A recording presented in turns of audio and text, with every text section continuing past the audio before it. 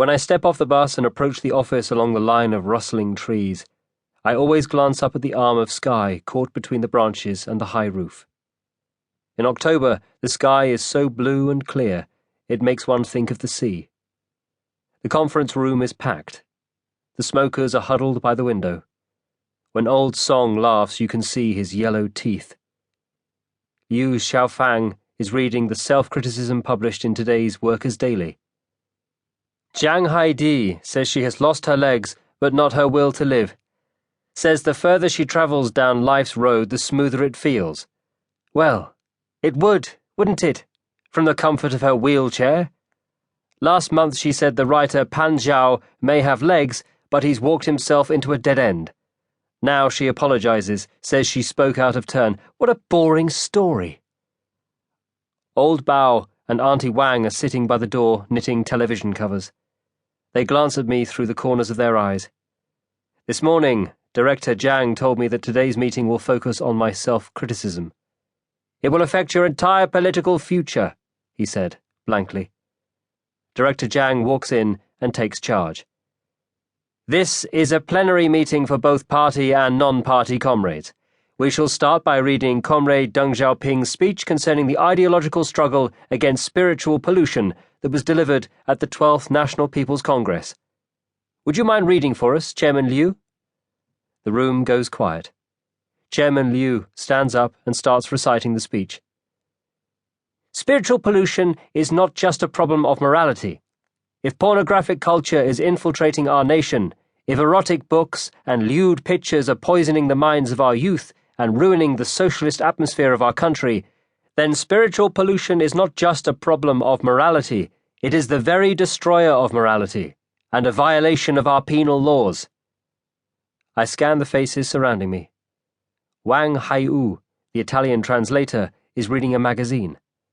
After the banquet for the Italian trade union delegation last week, I followed him to the minibus, and he gave me a carton of 555 cigarettes. Let's consider this our tip for the night. I've put it down on expenses.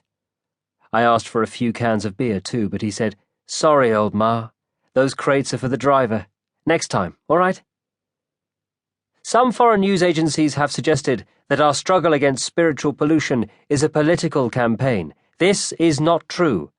But when something is clearly harmful, poisonous even, and foreigners insist that we welcome it into our country with open arms, well, I am very sorry, but... Yao Chunjun's face is pressed against the wall. His eyes are shut. He has volunteered to work night shifts to give his son a better chance of getting into nursery school.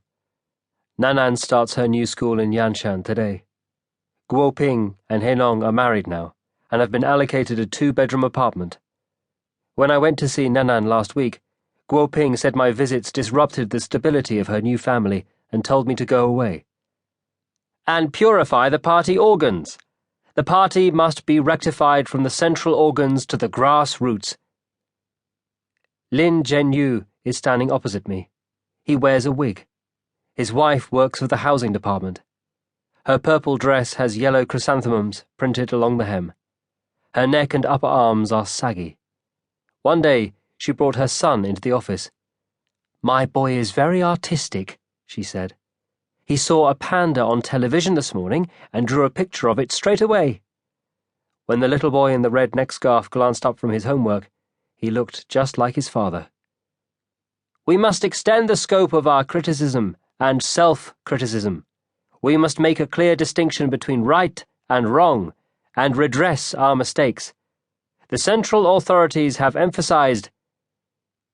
Guo Xiaomei is on my left. 2 years ago, she was chairman of the Students' Union at Nanjing Foreign Language Institute. Her boyfriend did not make it into the party, so he was sent back to his hometown after graduation. Wang Jiayang, the man next to her, has the best classical Chinese in the editorial department. When his father died, he asked me to make a print of him from an old family photograph. In the dark room, I enlarged the dead man's pea-sized face until it was the size of an orange.